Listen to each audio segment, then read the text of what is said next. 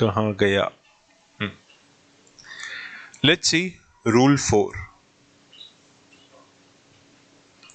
Rule 4 बोलता है CSR can be done by. Okay, CSR can be done by, ऐसे लिखता हूं, एक सेक्शन 8 कंपनी, या तो आप सेक्शन 8 कंपनी यूज कर सकते हो, और you can have a registered trust,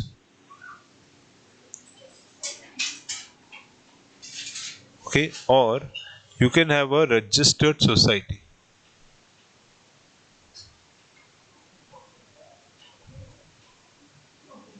okay, इन सब को एक ही बॉक्स में डाल दो, इन सब को एक ही बॉक्स. सो यहाँ पे CSR करने के 3 फेमस तरीके. इस 3 फेमस तरीकों में 4 बातें हैं.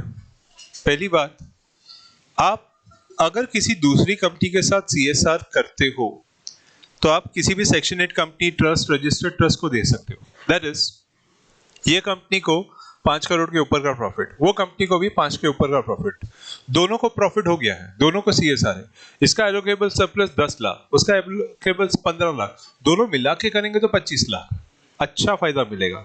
लेकिन जिस NGO, ट्रस्ट वगैरह को आप दे रहे हो, उनसे सेपरेट रिपोर्टिंग लेनी है, उनसे सेपरेट रिपोर्टिंग पूरी लेनी है, क्योंकि आपको बोर्ड रिपोर्ट में डालनी है. क्लियर? तो याद रखना, company may do CSR singly or jointly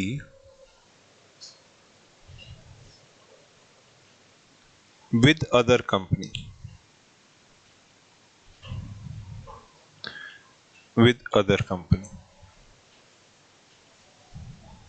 ठीक है, ये एक तरीका अलाउड है. दूसरा CSR करने का तरीका क्या है? आप किसी भी सेक्शन 8 कंपनी, ट्रस्ट या सोसाइटी को दे सकते हो जो सेंट्रल गवर्नमेंट या स्टेट गवर्नमेंट के साथ रजिस्टर्ड है. Okay, government hospitals, government schools, government centres, इनके थ्रू भी CSR कर सकते हो. So that's one of the another method, that is CSR to central government or state government approved entity.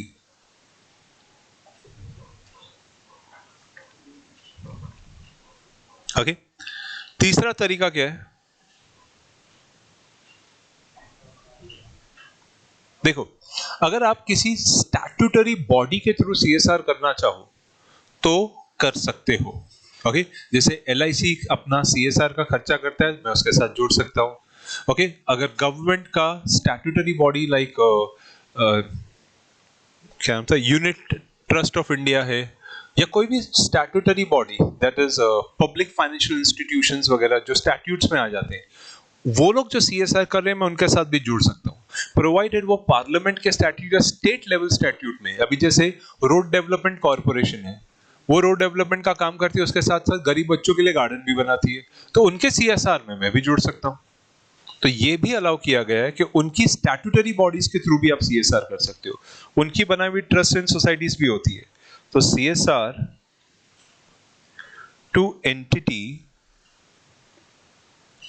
Okay, by parliament, statute और state legislature.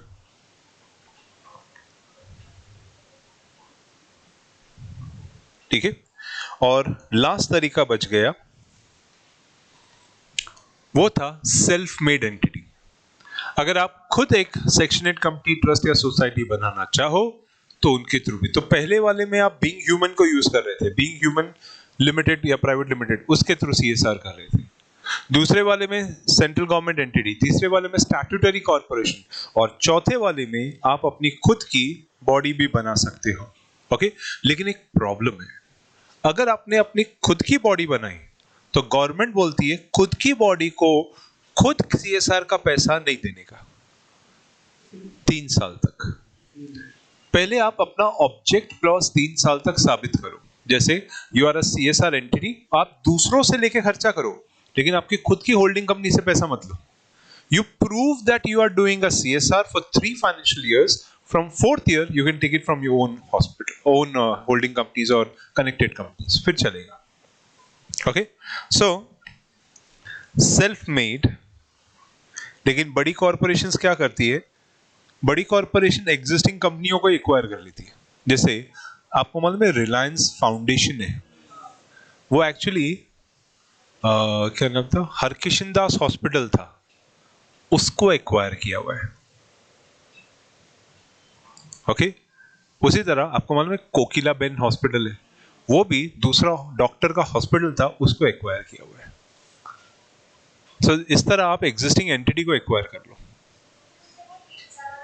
फिर नहीं क्यों हो गया ना 3 साल, हरकिशन दास हॉस्पिटल तो कितना साल बुलाना है? You met 3 years easily. So self-made entity must have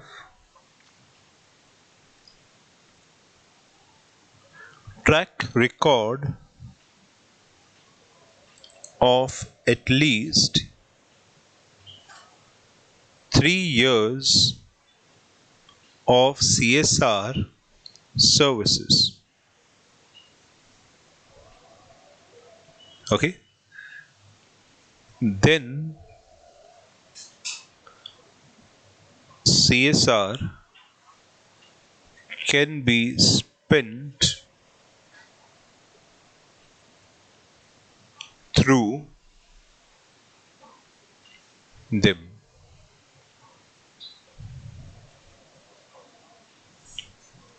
okay, so ये हो गया सीएसआर के स्पेंडिंग का। अब ये जो भी एंटिटीज है ना, इनके लिए गवर्नमेंट ने क्या किया, इनके लिए गवर्नमेंट ने क्या किया? सो with effect from 1st of April 2021 onwards, ठीक है, गवर्नमेंट ने बोला कि every eligible company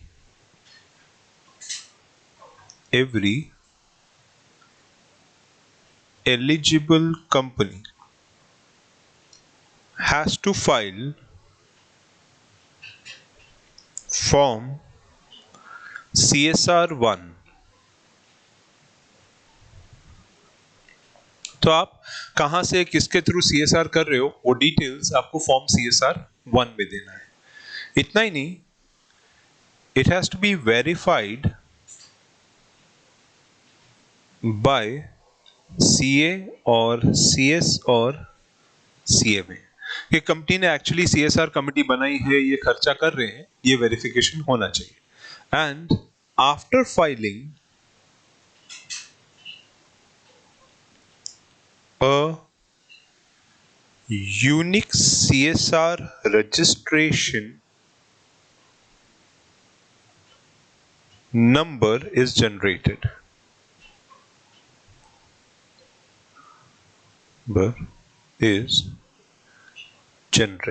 ठीक है, ये नंबर ध्यान रखना कौन से फाइनेंशियल ईयर और किसके लिए, वो ऑनलाइन ही जनरेट हो जाता है, हमेशा उसका प्रिंट आउट लेके फाइल में करके रखने का, because that number is important. किस साल का कौन सा यूनिक नंबर था, किस साल का कौन सा यूनिक नंबर था।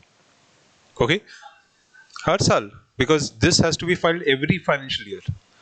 135 ना, ओके, और आपके पास जब जब एलोकेबल सरप्लस है तब तक CSR 1 लगेगा, ठीक है। एंड इंटरनेशनल, कई ऑर्गेनाइजेशंस ऐसी भी है जो इंटरनेशनल ऑर्गेनाइजेशंस यूज करती है। So international organization can be used to design CSR policy.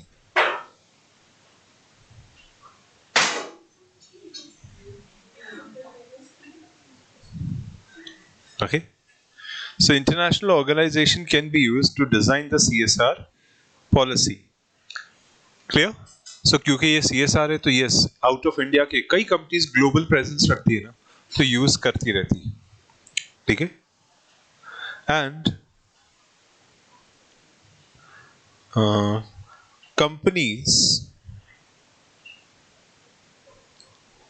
can collaborate to do CSR expenses. Okay, so CSR expenses के लिए वो लोग साथ में मिलके भी कर सकते हैं. And CSR committee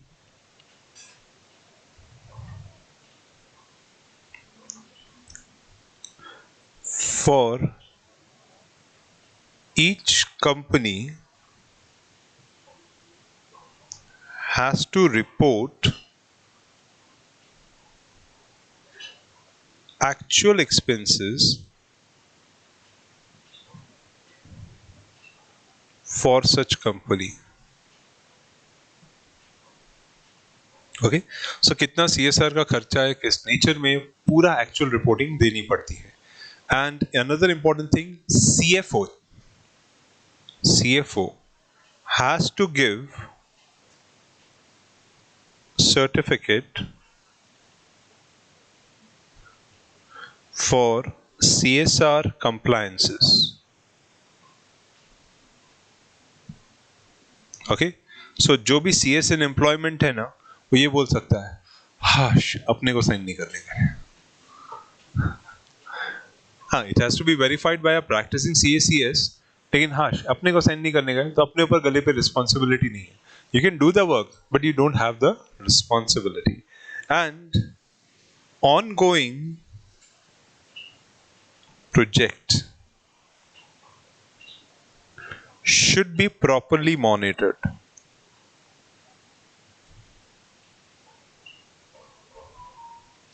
Should be properly monitored. Clear? अब इस पॉइंट को थोड़ा ध्यान से समझना. देखो, CSR का जो खर्चा रहता है ना, वो एक सेगमेंट में, मतलब एक तरीकों में अलग होता है. CSR is a social work and not a social service. इसका मतलब होता है कि जब आप किसी भिखारी या किसी गरीब के उधर खाना खिलवा दो, दान वान दे दो, it's a philanthropy, it's a social service. बूढ़े लोगों की मदद कर रहे, ओल्ड एज होम में जाके गरीबों बच्चों को पढ़ा रहे, इट्स अ सोशल सर्विस. लेकिन सोशल वर्क का मतलब आप न सिर्फ उसकी मदद कर रहे हो, उसको कमाने की तरीके भी सिखा रहे हो. तो जब मैं एक विलेज अडॉप्ट करता हूं, तो वहां के बच्चों को कमाना का तरीका, वहां के जो सीनियर सिटीजन्स होते हैं या गांव वाले होते हैं, लिटरली ऑफिस की लड़कियां बैठकर उनको समझा रही है कि अगर आपका इनकम होता है तो आपके पास बैंक अकाउंट में prime minister national relief fund या प्राइम मिनिस्टर फंड में ये अकाउंट भी खोल सकते हो. बैंक अकाउंट खोलने के आपको ये फायदे हैं, बैंक अकाउंट खोलिए, इनकम टैक्स का ये प्रोविजन होता है, इसके आप सीनियर्स और गांव वाले हो, रूरल फायदा लीजिए. ये उनको बता रहे हैं. और यही नहीं, उन कई लोगों को बैंक में जाके, अगर आपको खाता बनना नहीं आता, हमें बोलिए, हम बैंक में खाता, मतलब we are literally doing a work for them. पूरा विलेज सेटअप करके दे रहे हैं उसको, एक्चुअली एक स्टैंडर्डाइज या सिस्टमाइज कर रहे हैं. ये चीजें आपको धीरे धीरे फर्क लगती है. फिर क्या हो जाता है, उनको UPI सिस्टम सिखा रहे हैं कि किस तरीके से पेमेंट्स होती है, तो आपको हर दुकानदार के पास अब कैश लेके जाने की जरूरत नहीं होती है. तो ये छोटी छोटी चीजें आप उसको सिखा, that's social work, not social service. Service is one part. गरीब को दो दान दे दिया, ठंडी लग रही, थोड़ा कपड़ा दे दिया, दैट्स सर्विस. वो फिलैंथ्रोपी होती है, डोनेशन. वो एक, मतलब आप देखिए हट गए पीछे. सोशल वर्क में आप इन्वॉल्व हो, इसलिए जब CSR ऑनगोइंग प्रोजेक्ट होता है ना, तो आप 3 साल तक इन्वॉल्व हो. क्लियर? और हर साल की आपको फोटो लेके आनी होती है. बड़ी कंपनीज और बहुत सी कंपनीज में द वॉल करके बनती है. द वॉल करके बनने का मतलब होता है आपकी फोटोज वगैरह पूरे CSR की ना इस साल की लगती है. जैसे पीएलएस सिक्योरिटीज, माय फ्रेंड, हम लोग गए हुए थे, तो उसने लिटरली वो गोबर में हाथ डाल के रहता है ना, उसकी ऐसे फोटो खिंचवाई है. एंड वी आर लाइक, पर ही वॉज एक्चुअली हेल्पिंग, कि वो सामने वो गोबर के वो लगा के कैसे गोबर गैस प्लांट बनता है, उसको कैसे यूज किया जाता है, उसके ऊपर कितने, मतलब वो निकलने वाले फ्यूम्स को कैसे यूज किया, वो एक्चुअली उसकी हेल्प कर रहा था. वाटर जो फ्लो करता है, तो लकीली उस विलेज के पास जो हम लोग देख के आए थे, दैट इज हरिद्वार के आसपास, वो अच्छा वाटर फ्लो था. तो हर वाटर फ्लो पे हमने टरबाइन के छोटे छोटे पार्ट्स लगवाने की बात की थी. उस मल्टीपल पार्ट से टरबाइंस घूमते हैं ना, इलेक्ट्रिसिटी जनरेट हो रही है। क्लियर? तो that becomes a amazing things. और आप शायद, I don't know whether you know, Rajasthan के एक पार्ट पे जो वर्ल्ड का बहुत हॉट पार्ट माना जाता है, उसके पूरे रीजन पे सोलर पैनल्स लगे हुए हैं, जो इंडिया का सबसे बड़ा सप्लायर ऑफ इलेक्ट्रिसिटी एरिया है। ओके, सो सोलर पैनल्स की ताकत क्या है? I just need something like 1 kilometre और 2 kilometres to supply electricity for entire India. That's it. इतना ही सोलर पावर पैनल चाहिए, इतनी ताकत है उसमें। ओके, बस उसको टैप करके इस ग्रिड में स्टोर करने की समझनी चाहिए, क्योंकि इतनी ग्रिड में स्टोर करना आसान नहीं है। ठीक है, so that's what I was saying, CSR philanthropy नहीं है। और इंपॉर्टेंट पॉइंट, जब आप सीएसआर करने की कैपेबिलिटी रखते हो, तब आप सस्टेनेबिलिटी में हो। सीधी बात है, जब मैं दूसरों को दे पाता हूं, तो अपनी जेब में भी पैसा है। क्लियर? तो सीएसआर करने की कैपेबिलिटी रखते हो, तब सस्टेनेबिलिटी। ठीक है, अब इस पॉइंट के साथ गवर्नमेंट ने थोड़ा सा चेंज लेके आया। वो थोड़ा सा चेंज उन्होंने इंसर्ट किया था समवेयर अराउंड 11 फेब 2022 को। वो क्या चेंज था वो भी मैं बता देता हूँ, जो इस रूल के साथ ही जाएगा। वही मैं आपको पहले बताने वाला था, बट अभी बता देता हूँ। फ्रॉम 11th फेब 2022, 11 फेब 2022 को कंपनी अकाउंट्स रूल्स 2014 में चेंजेस डाले गए थे। सो इन कंपनीज अकाउंट्स रूल्स 2014, इसमें चेंजेस डाले गए थे। इसके अंदर इन्होंने क्या बोला, दैट इज प्रोविजन ये इंसर्ट किया था कि every company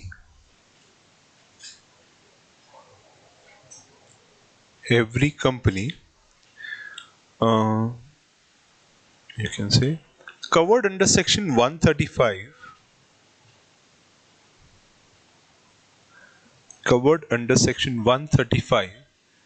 shall furnish a report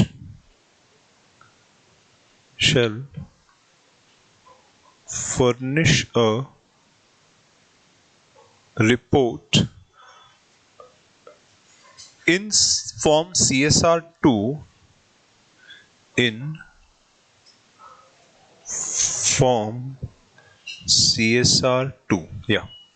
in form CSR2 to ROC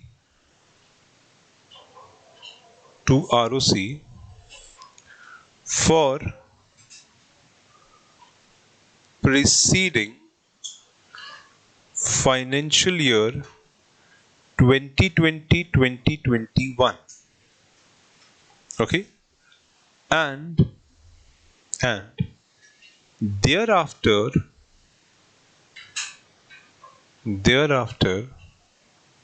along with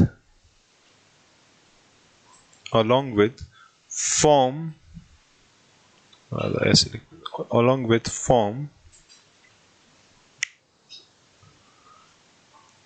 AOC 4 or form AOC 4 XBRL. Okay, AOC 4 XBRL. ठीक है, फाइन। सो हर कंपनी को ये देना होगा, पहले ये बोला था, फिर उसके बाद उन्होंने बोला note,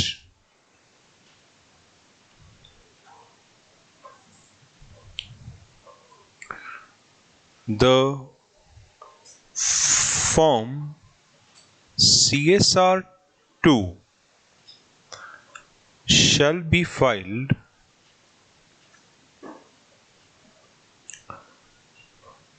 on or before 30th June 2022. Okay, 30th June 2022. ठीक है, सो ये पहले बोला गया। फिर हुआ क्या, हम लोग लेजी हैं, हमने बोला सर 11 फरवरी को तो लेके आए हो पहले। अच्छा पहले बाय द वे 30 जनवरी भी नहीं थी, 31 मई था 2022। सो 2022, हाँ बराबर 31 मई था। तो हमने बोला सर फाइनेंशियल ईयर अभी तो खत्म हुआ, एजीएम भी नहीं हुई, ओके आप बोल रहे हो फाइलिंग कर दो, मतलब अभी अभी से शादी हुई, ओके अभी बैठा भी नहीं था, आप बोल रहे हो बॉर्डर पे चलो। यहाँ पे because it is like this, ready filing करो, ये तैयार करो। 1 अप्रैल के बाद जो काम शुरू होता है ना, एकदम प्रेशर शुरू हो जाता है, सर ये करो वो करो, उसमें आ जाता है। फिर फाइनली गवर्नमेंट को बोला सर बहुत ज्यादा है, इतने कम टाइम में नहीं होगा, तो ठीक है 31 मई 2022 को गवर्नमेंट ने फिर से चेंज किया। अब इस डेट को 31 मार्च 2023 कर दिया, ओके तो बोला अभी शादी हो गई है, साल भर रहो, फिर जब आना बाद में आना। So that's what they have done. So with effect from 31st May 2022, now now form CSR2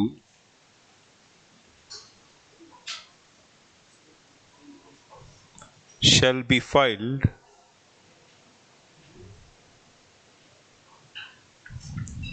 on or before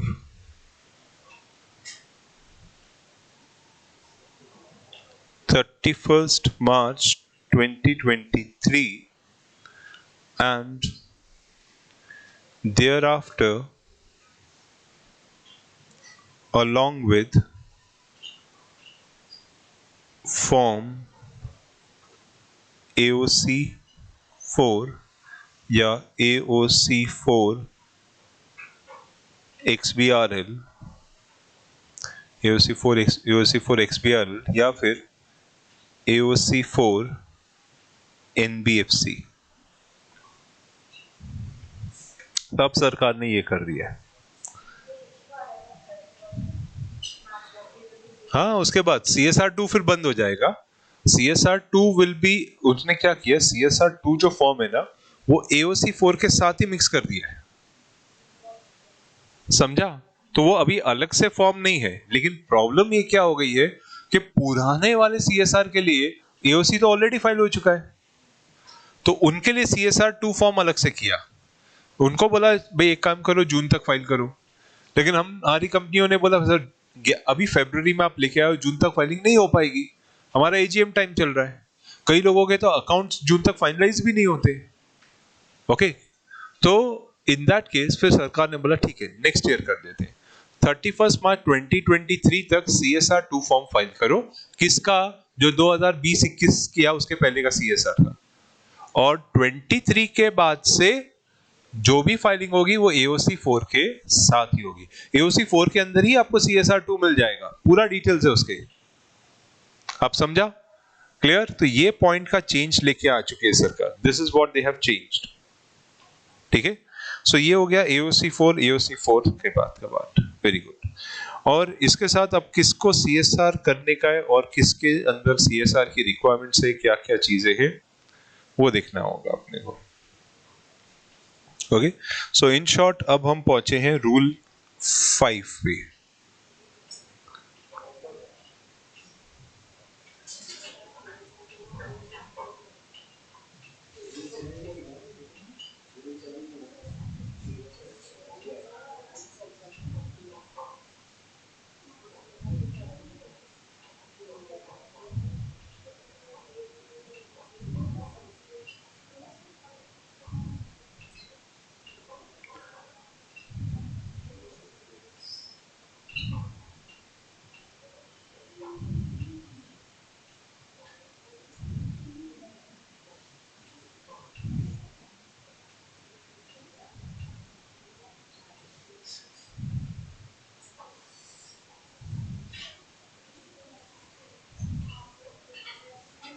ठीक है, चलो अब आते हैं रूल 5 पे।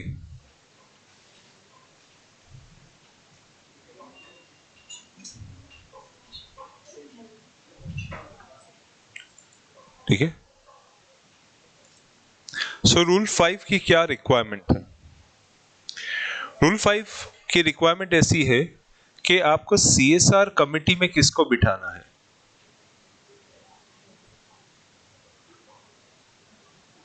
CSR कमेटी में किसको बिठाना है,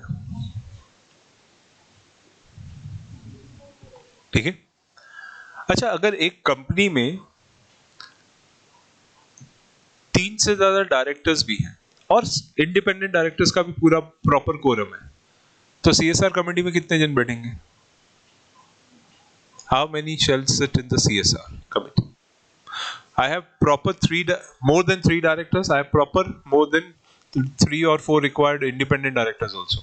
तो कितने जन बैठेंगे CSR कमेटी के अंदर? 3, ठीक है। 3 जन बैठेंगे, उसमें से एक इंडिपेंडेंट डायरेक्टर होना चाहिए, ठीक है। सो पहला सिचुएशन ये है कि if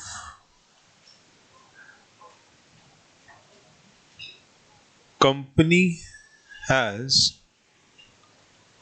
more than 3 directors,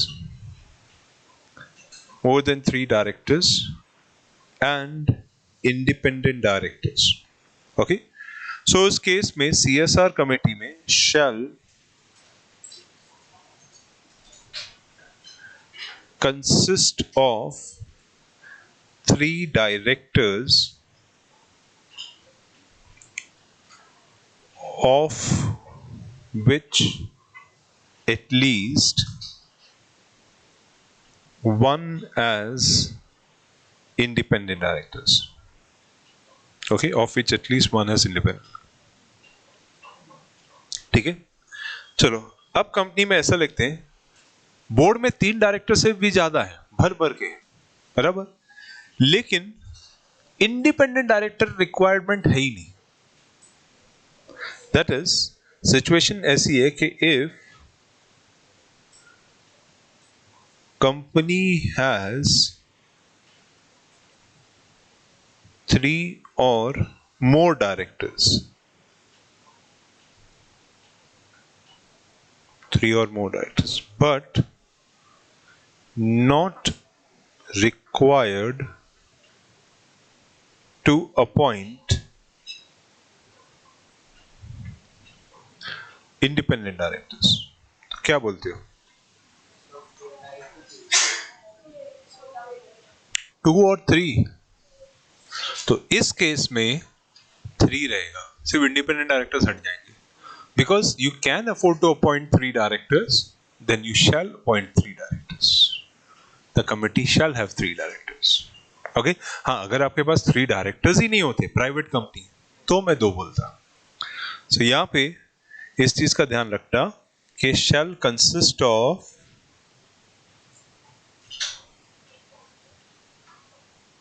3 directors without independent director. So you will have 3 directors without independent director. Okay? हाँ, अब आगे सिचुएशन लेता हूं कि let's say if private company with only 2 directors,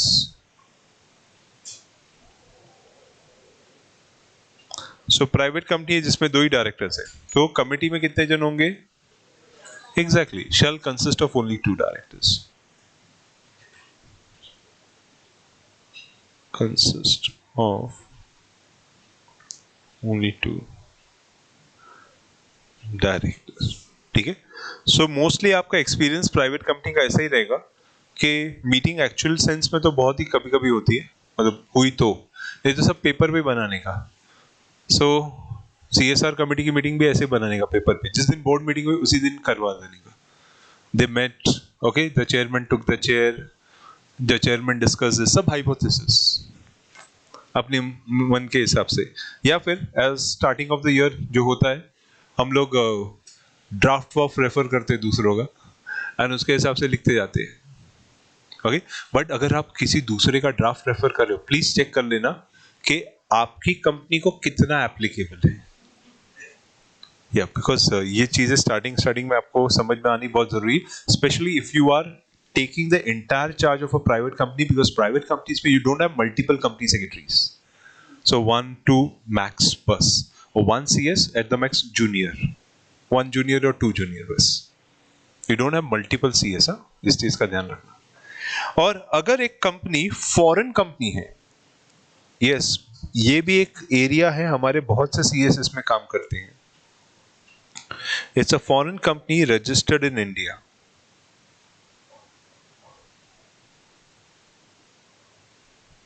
ठीक है। तो सरप्राइजिंग फैक्टर लगेगा, लेकिन इंडिया में बहुत सारी फॉरेन कंपनी जो एक प्राइवेट कंपनी है पर रजिस्टर्ड है। सो इसके CSR कमेटी में कितने जन होंगे, क्योंकि ये भी 5 करोड़ से ऊपर गई तो एनीवन? ओके, एक तो रेसिडेंट होगा और बाकी नॉन रेसिडेंट होंगे। नहीं, provision says they shall have at least 1 foreign representative, बाकी सब इंडियंस रखोगे चलेगा, लेकिन एक रिप्रेजेंटेटिव चाहिए जो उस फॉरेनर को बताए कि हो क्या रहा है। Clear? So shall have at least 1 foreign nominated director from 2 persons appointed.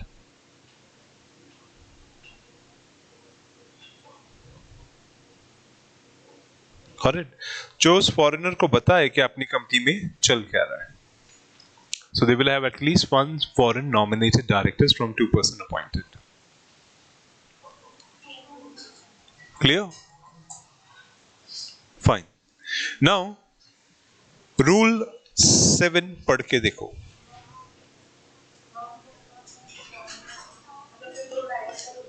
उसमें से एक फॉरेन का नॉमिनेटेड पर्सन होगा ताकि उनको समझ में आए कि चल क्या रहा है, ठीक है। Now rule 7, okay. तो एक टाइम था पहले फॉग चल रहा था, आजकल पता नहीं क्या चल रहा है।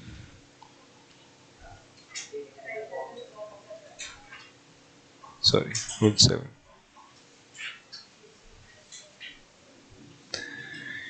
रूल 7 सब रूल 1,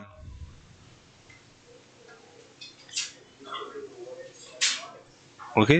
रूल 7 सब रूल 1। सो रूल 7 का सब रूल 1 देखो, 454, ओके। ये बोलता है the board shall ensure that the administrative overhead shall not exceed 5%, याद रखना it is 5% of the total CSR expenditures. So आपका जो भी खर्चा होगा CSR मेंटेन करने के लिए, क्योंकि यस सैलरी लगेगी, एम्प्लॉयमेंट लगेगा, कोई फ्री में कोई काम नहीं करता, प्लस इलेक्ट्रिसिटी, ट्रैवल अलाउंस, वो सब, तो वो टोटल CSR का 5% से ज्यादा नहीं। तो अगर मेरा टोटल CSR इस टाइम 100 लाख है तो 5 लाख रुपया ये ऊपर का खर्चा वो उसी में से मैनेज करना है, 100 में से। तो दैट इज CSR के लिए 95 लाख छोड़ने का है। Clear? Any surplus arising out of CSR activity shall not form the part of business profit of the company. ये एकदम क्लियर कर दिया है कि ये बिजनेस के एक्सपेंडिचर्स या बिजनेस के सरप्लस में काउंट नहीं होगा, and shall be plowed back into the same project or will be transferred to the unspent account, okay, and spent in the pursuance of CSR policy, and the actual action plan of the company or transfer of such surplus shall be specified in Schedule 7 within 6 months from the expiry. तो वही 135(5) वाला part है कि अगर इस साल आपका CSR का खर्चा हो रहा है, ओके, और होते होते थोड़ा कम हुआ, तो बचा हुआ पैसा आपको या तो अनस्पेंड में डालो, ओके, या फिर कोई और CSR प्रोजेक्ट में लगा दो। अगर आपके पास CSR कोई और प्रोजेक्ट है ही नहीं, तो then in that case 6 months में from the 31st March financial year transfer कर दे, ठीक है। देन यहां पे where a company spends an amount in excess of the requirement, okay, आ गया आपका CSR का खर्चा आपके अवेलेबल सरप्लस से ज्यादा हो गया है, okay. So it is spended excess of the amount, a set of that amount up to the immediate succeeding 3 financial year to the conditions that the excess available for setup shall not include the surplus arising out of CSR activities under Rule 2. So जो 135(5) के हिसाब से आप transfer करने वाले थे वो इसमें इंक्लूड नहीं होगा, ठीक है, वो समझाता हूं. And the board has to pass a resolution to that effect. And the board has to pass a resolution to that effect. ठीक है. So अब अपने को ये समझने का है कि क्या पार्ट एप्लीकेबल नहीं होगा और अगर एक्सेस हुआ तो कैसे मैनेज होगा. ठीक है, चलो. So Rule 7 सब Rule 3 का पार्ट. Rule 7 सब Rule 3 का पार्ट.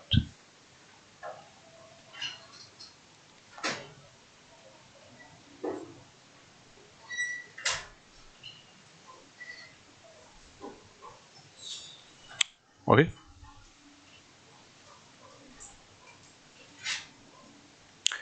Let's say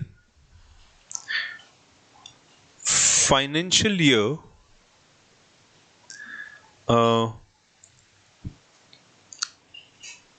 2021-22 खत्म हुआ. That is now you are standing on 31st March 2022. बराबर. उस टाइम पे आपको मालूम पड़ा है CSR एप्लीकेबल है.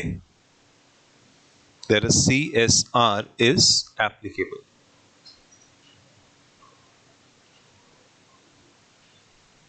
ये आपको कब मालूम पड़ेगा? On 1st April 2022, when you will peep into your previous financial year. बराबर. So इस बार स्टार्ट करने के लिए आपने क्या किया? Let's decide. एक women and child care hospital बनाने की बात उठी.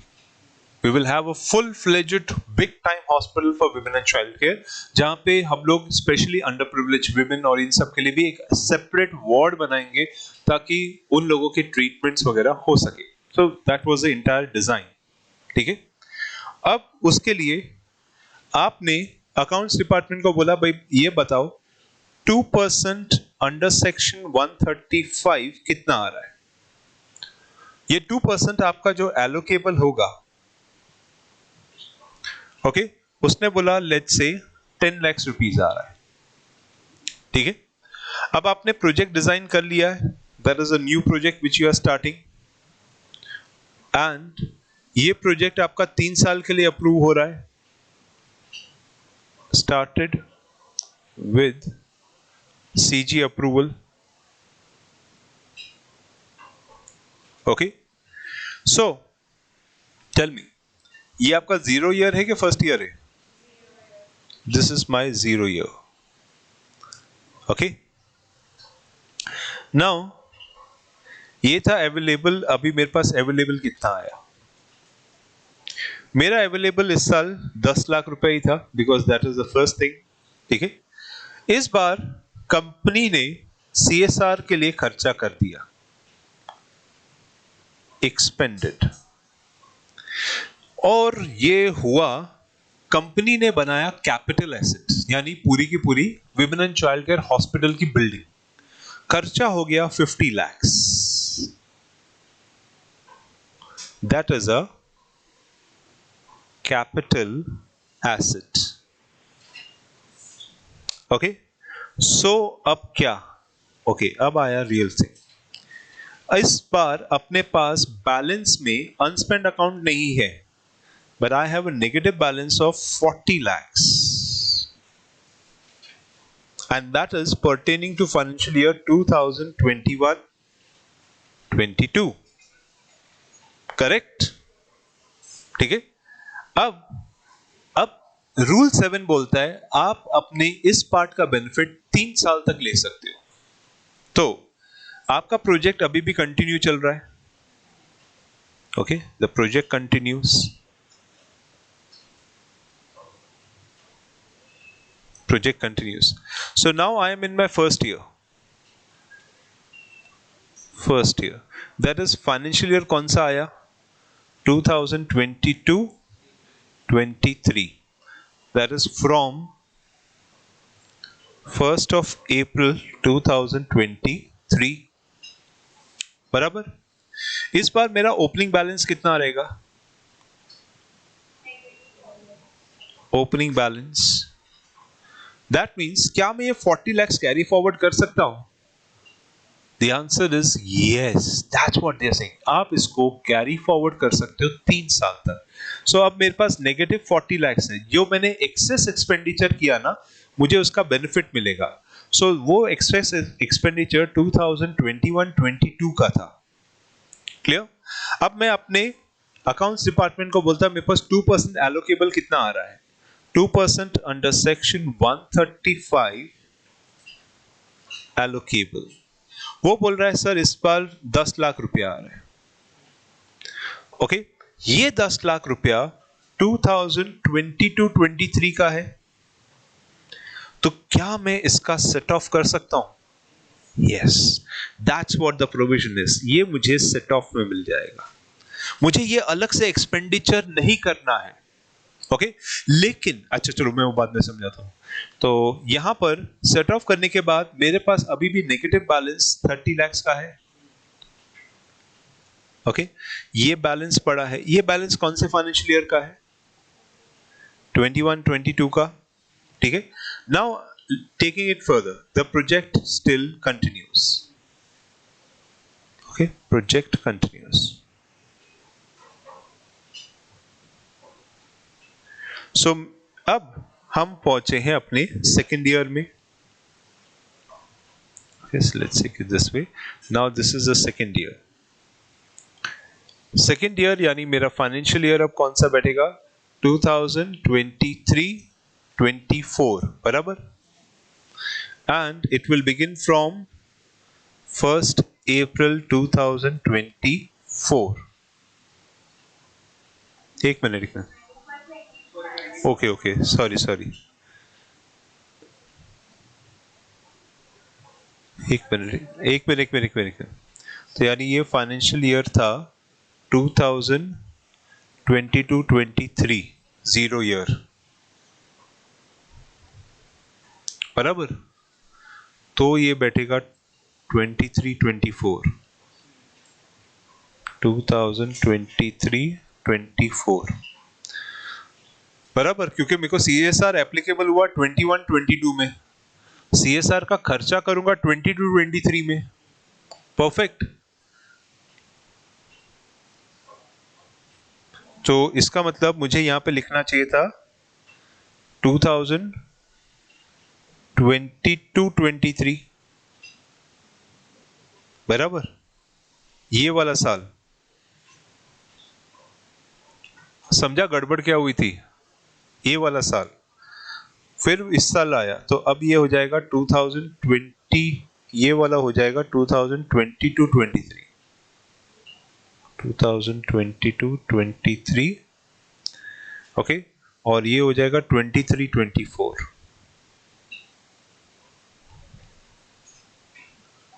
2023-24, क्योंकि ये जो साल है वो इधर रिफ्लेक्ट होना चाहिए.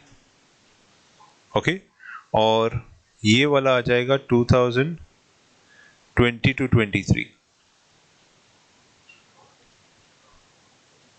ठीक है. और अब मैं नेक्स्ट फाइनेंशियल ईयर में आया हूं, तो इधर चेंज हो जाएगा. नेक्स्ट फाइनेंशियल ईयर शुरू हो रहा है 2024-25, दैट इज 1st April 2024 से. और उस बार में मेरा ओपनिंग बैलेंस कितना पड़ा है?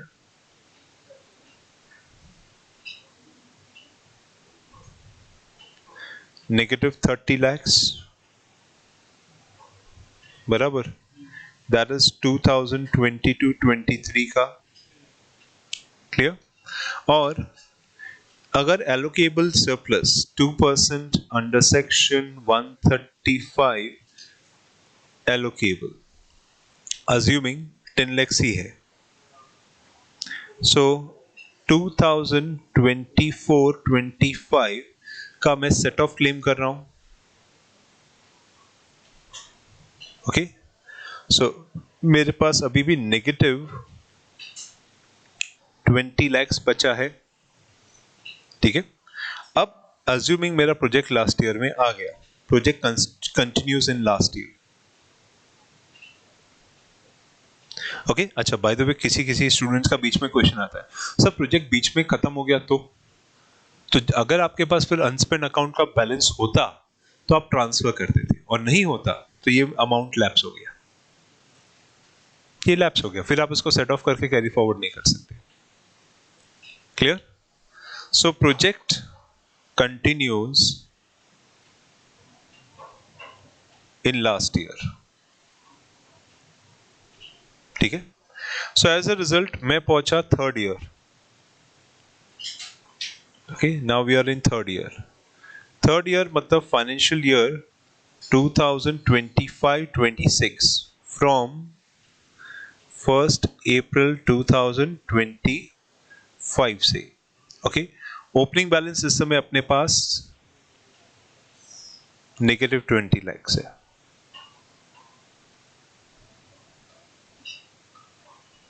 -20 लाख। ठीक है?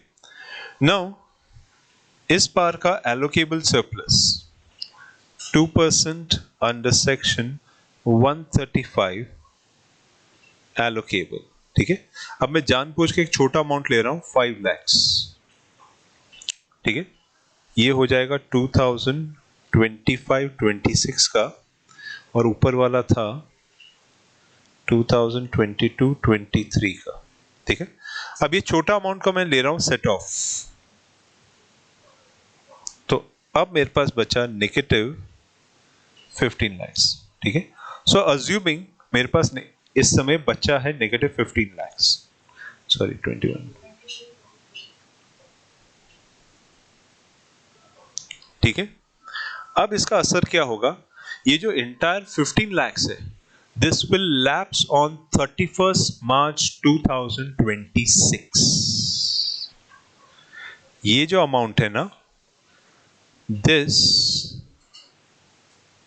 will lapse on 31st March 2026। इसका मतलब अब आप इसको कैरी फॉरवर्ड नहीं कर सकते। That is no further carry forward, no further set off or carry forward। ठीक है? अगर आप किसी और प्रोजेक्ट का बैलेंस यहाँ पे यूज करना चाहते हो तो आपको सरकार को पूछना पड़ेगा, क्योंकि आप बार बार पढ़ रहे हो same project continuous, same project continuous. ये उसी प्रोजेक्ट के लिए फायदा दे रहा है, ओके, दूसरे के लिए नहीं। बिकॉज दिस अमाउंट, ये जो नेगेटिव अमाउंट है, it does not represent any other. ये कोई एक्सेस पैसा नहीं बचा है कि मैं कहीं और खर्चा कर दूं। It does not represent any other. It represents only the project which started in 22-23. Clear? So this set off benefit can be only for this amount. ठीक है? और अब financial year 2026-27, that is from 1st April 2026। Okay, इस बार मेरा opening balance नील हो जाएगा, क्योंकि ऊपर वाला अमाउंट लैप्स हो गया है। नहीं तो जनरली मैं कैरी फॉरवर्ड करता 30 दिन तक, लेकिन ऊपर वाला अमाउंट लैप्स हो गया है। इसका मतलब अब जो मेरा ओपनिंग बैलेंस होगा ना, that's the remarkable thing. Opening balance suddenly आपका नील हो जाता है, और आपको इस साल का एलोकेबल निकालना है। तो 2% under section 135 is the allocable surplus, that is let's suppose 8 lakh. तो अब ये 8 लाख जो है, ये किस में कवर होगा? 135 सबसेक्शन 5 या 135 subsection 6? This 8 lakh is now part of 135 subsection 5, यानी मुझे 31 मार्च 27 तक इसको खर्चा करना ही पड़ेगा। क्लियर? नहीं तो 31 मार्च 27 के बाद 6 महीने के अंदर ट्रांसफर करना। वो तो हो गया, खत्म, फिनिश। अब मैं नया प्रोजेक्ट अगर लूं तो अलग बात है। क्लियर? लेकिन कंपनी ऑलरेडी 50 लाख जैसा बड़ा खर्चा करके बैठी हुई है, हर साल तो ही ना नया प्रोजेक्ट लेते ही बैठेगी। That's what I am saying, the cost of carrying a project is high. There are fixed as well as variable cost है। Okay, it's not simple. तो कंपनी को अच्छा क्या लगता है कि let's give it to somebody, या कोई और उसको कर लेगा, अपने को चलेगा। अपने गले में बांधने से अच्छा। तो this under section 135 subsection 5 has to be used till 31st March 2027. Okay, and if not utilized, then has to be transferred in 6 months to the fund under schedule 7. So this has to be transferred to the fund under schedule 7. Clear? चलो अब मैं दूसरा part बताता हूं। Rule 7 का सब rule 3 and rule 7 का सब rule 2। Okay, let's take it this way. Financial year 2021-22, ठीक है, जो बिगिन होता है फ्रॉम 1st April 2021। क्लियर? तो financial year 2021-22 begins from 1st April। वहां पर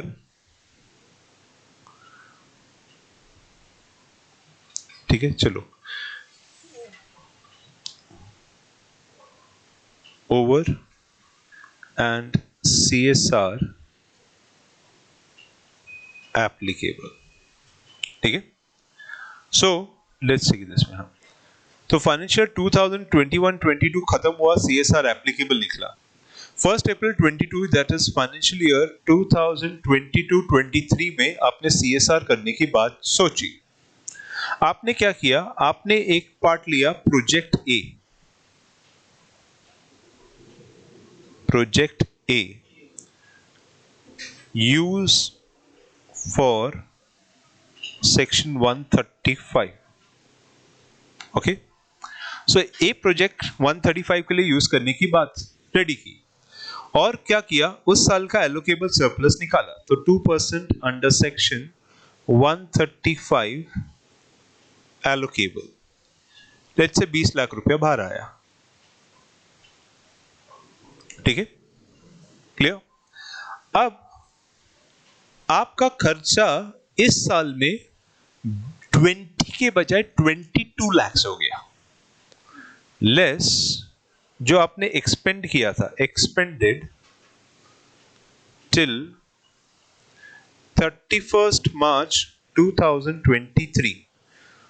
Now you have expended 22 lakhs, that is क्या आपका 2 lakhs एक्सेस हो गया?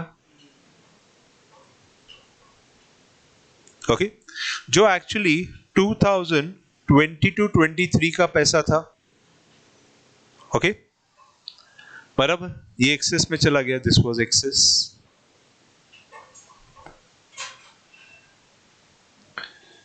क्लियर? अभी आप पहुंचते हो लेट्स सपोज नेक्स्ट ईयर पे, ठीक है, नेक्स्ट ईयर पे, let's me take it this way. हाँ, सो अब हम पहुंचे फाइनेंशियल ईयर 2023-24, ठीक है, फ्रॉम 1st April 2023, ठीक है, क्लियर। अब 1st April 23 के अंदर आपने एक बड़ा वाला प्रोजेक्ट उठाया, okay, let's suppose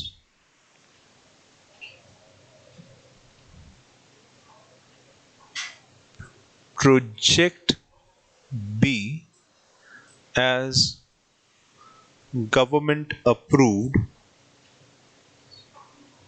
ongoing,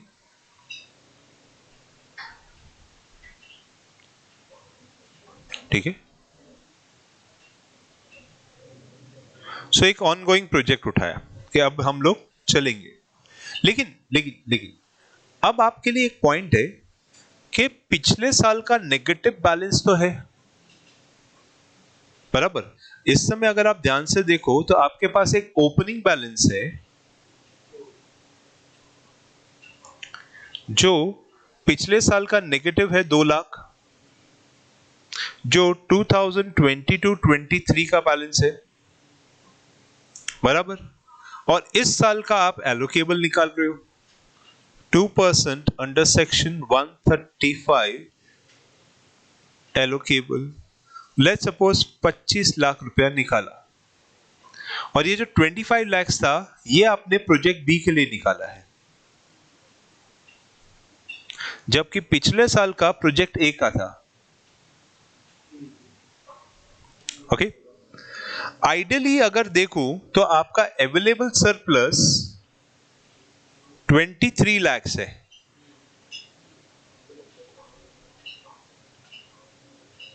available surplus 23। अगर ये नेगेटिव की जगह पे पॉजिटिव होता तो, अगर नेगेटिव की जगह पे पॉजिटिव होता तो 135.5 लग जाता, मैं 6 महीने में ट्रांसफर कर देता, बात ही खत्म। ओके, ये वाला बराबर। लेकिन अब ये वाला इधर कैरी डाउन हुआ, ये इधर है, लेकिन अब क्या करना है, ये आया रूल 7 सब रूल 2 एंड 3 का एप्लीकेशन। रूल 7 सब रूल 2 बोलता है ये जो नेगेटिव 2 लाख है ये अपने आप में लैप्स हो जाएगा, और इस साल 25 लाख आपको पूरा खर्चा करना पड़ेगा ऑनगोइंग प्रोजेक्ट पे। You will not do set off.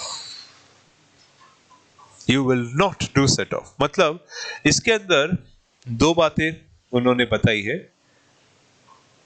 उन्होंने बोला कि project A and project B are 2 separate project. Project A 2022-23 का ओके नेगेटिव 2 लाख जो है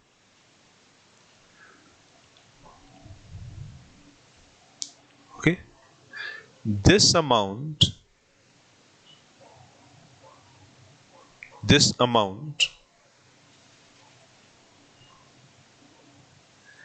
if would have been positive will have to be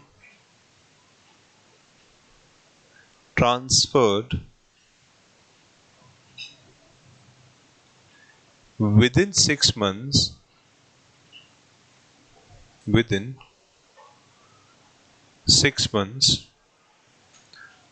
and cannot be used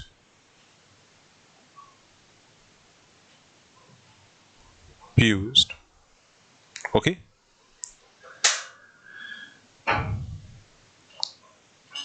however presently it will not be set off as excess expenses for financial year 2022-23 again for financial year 2023-24 for financial year 2023-24 for project B, okay, but can be used for project A. तो अगर project A के अंदर कुछ भी और पैसा है तो उसमें यूज करो, बाकी ये सेट ऑफ नहीं होगा, ठीक है। You don't need this. And project B के हिसाब से here now we have project B. So project B में I have the entire 25 lakhs. I have the entire 25 lakhs. Let's assume I do an expense, less expended, 30 lakhs. So I have a negative 5 lakhs. I have negative 5 lakhs. Barabar? Now this amount can be used only for project B for 3 financial years. Okay, as per rule 7 sub rule 3. Okay, अब ये पूरा part समझ में आया? So this amount, put it this way, this amount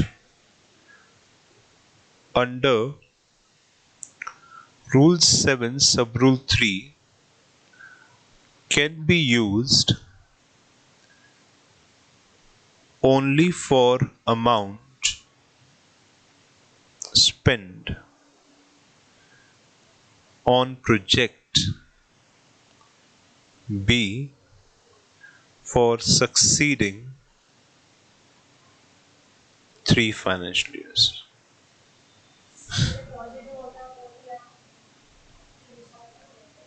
ठीक है? So positive होता तो डेफिनेटली जो ऊपर वाला एग्जांपल आपसे डिस्कस किया है, बराबर, और नेगेटिव हुआ तो आपने देख लिया। इसका मतलब मैंने आपको दोनों एग्जांपल दे दिए। नेगेटिव हुआ तो क्या होगा? पॉजिटिव। नेगेटिव हुआ तो याद रखना रूल 7 पढ़ना है। पॉजिटिव हुआ तो ऊपर 135(5) और 135(6) दोनों ही बोल देता है। It speaks about it. Clear? So once you are filling the form, do take care कि आप कौन सा एरिया डील कर रहे हो। दिस वैसे फॉर्म तो ऑनलाइन ही, तो दिस माइनस दिस इज, वो क्लियरली हिट करेगा टंग, the balance is not matching. फिर थोड़ी देर के बाद आप फिगर्स चेंज करते हो, फिर से हिट करता है टंग, समथिंग इज रॉन्ग, और this figure is in excess of that. Clear? तो आपको बैलेंस बिठाना पड़ता है, चेक करना पड़ता है कि कौन सा फिगर एक्सेस है, और आपने वो एक्सेस का रेजोल्यूशन वगैरह कुछ लगाया है या जो भी है अटैचमेंट्स बराबर से दिए हैं कि नहीं। ठीक है? तो एमसीए के फॉर्म्स कभी कभी ऐसे हिट करते हैं और बताते रहते हैं कि you are, this column is pending, this is not matching, this is higher than this one. Okay, तो इन छोटी छोटी बातों का ध्यान रखने का है। ठीक है? क्लियर? फाइन। अब रूल 7 सब रूल 4 क्या बोलता है? ये हो गया ना सबका? सो रूल 7 सब रूल 4 क्या बोलता है? वो ये बोलता है कि CSR amount spent by the company for creation or acquisition of a capital asset shall be held by a company established under Section 8 or a registered public trust or a registered public society or beneficiaries of the project for the self-help groups, collectives, entities, public authority, and capital asset which is created prior to the commencement of the policy shall within period of 180 days from the commencement of the company, which may be extended further for not more than 90 days with the approval of the board based on reasonable justification. Okay? मतलब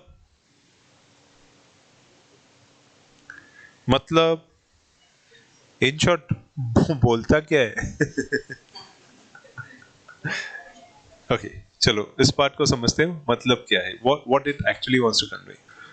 So अभी ये बोल रहा है rule 7 सब rule 4 में अगर आपने एक CSR का अमाउंट, अच्छा बड़ा खासा अमाउंट खड़ा किया, ओके, और कंपनी ने उस बड़े वाले अमाउंट से एक बड़ा वाला हॉस्पिटल की बिल्डिंग खड़ी कर दी। Okay, let's say women and children child care, child वाली एक बड़ी सारी हॉस्पिटल बिल्डिंग खड़ी कर दी। ओके,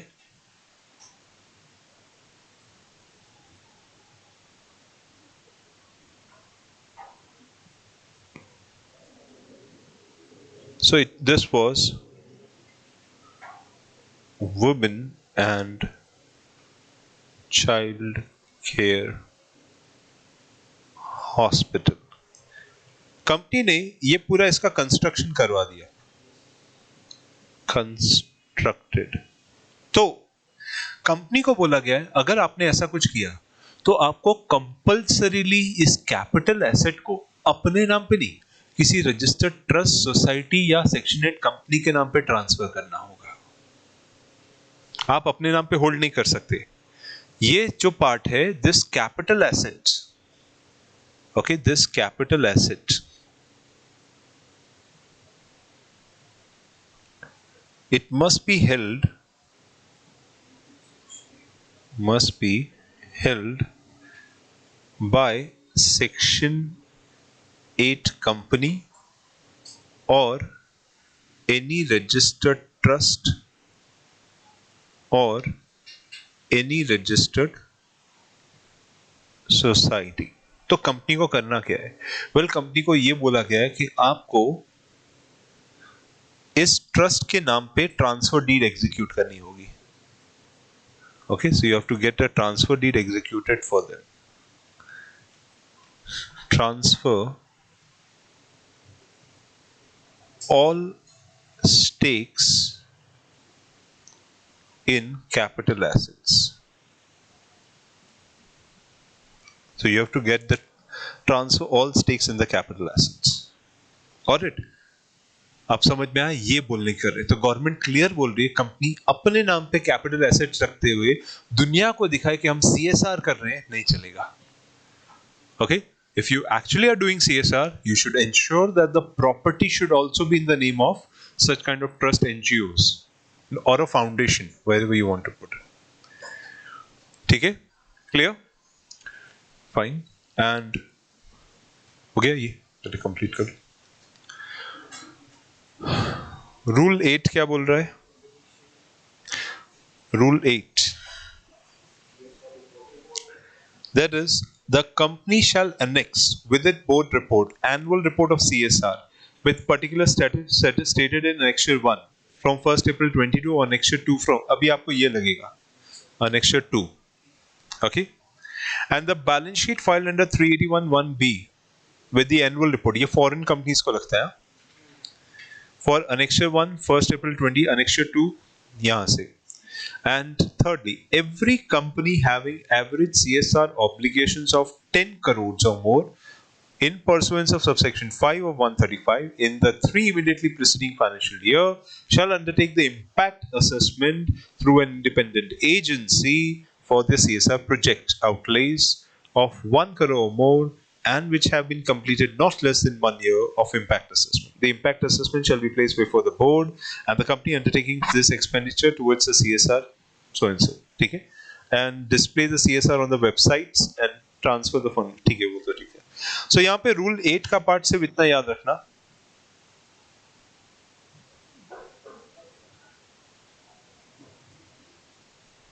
ओके, रूल 8 का पार्ट ऐसे याद रखना एग्जाम्पल के हिसाब से कि अगर किसी फाइनेंशियल ईयर में, लेट्स सपोज हमारा फाइनेंशियल ईयर 2021-22 एंड हुआ, ओके, और उसके बाद जो एलोकेबल सरप्लस निकला वो 25 करोड़ रुपया आया, ठीक है। So is it more than 10 crore? So this is more than ₹10 crore और ये कंपनी ने डिसाइड किया ऑनगोइंग प्रोजेक्ट के लिए, क्योंकि अगर इतना बड़ा अमाउंट आ रहा है, ओके, सो कंपनी का ऑनगोइंग प्रोजेक्ट के लिए 3 साल में खर्चा होगा, क्योंकि इतना बड़ा अमाउंट खर्चा होने में टाइम लेता है। लेकिन अगर एक ही साल में 1 करोड़ से ज्यादा का खर्चा हो रहा है, the company has expanded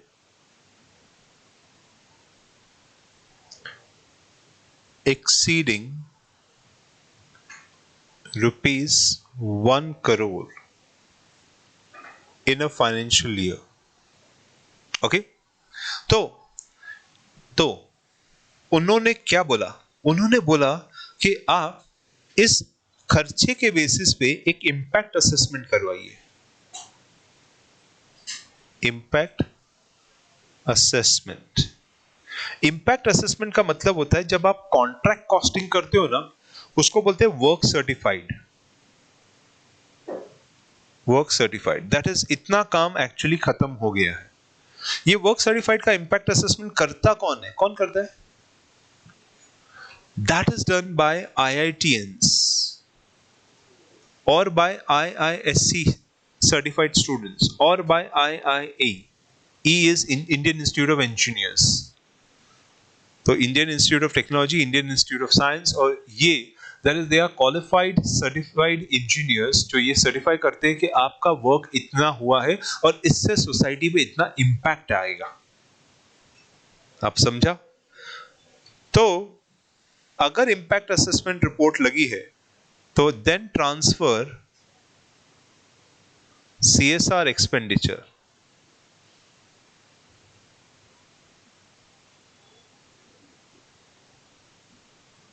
okay, transfer CSR expenditure मतलब, अच्छा इम्पैक्ट असेसमेंट वाले को मैं कितना पैसा दे सकता हूं? एग्जैक्टली इस CSR एक्सपेंडिचर का 5% of CSR expenses or ₹50 lakhs, whichever is less,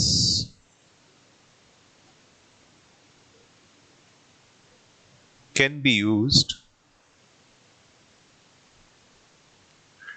to get impact assessment report.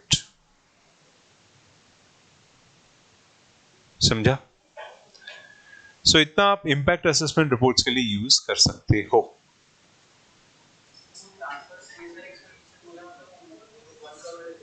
नहीं, ट्रांसफर CSR एक्सपेंडिचर बोला है मतलब 5% या 50 lakhs, तो CSR में से इतना खर्चा हुआ है। ओके,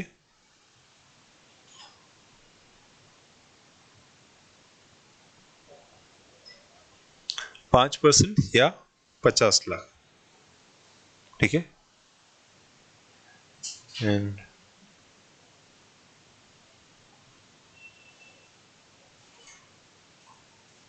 अब समझ में आया पूरा CSR? क्लियर, समझा? बिकॉज ये CSR का मॉडिफिकेशन के बाद बहुत सारी चीजें बदल गई हैं जो पहले नहीं था।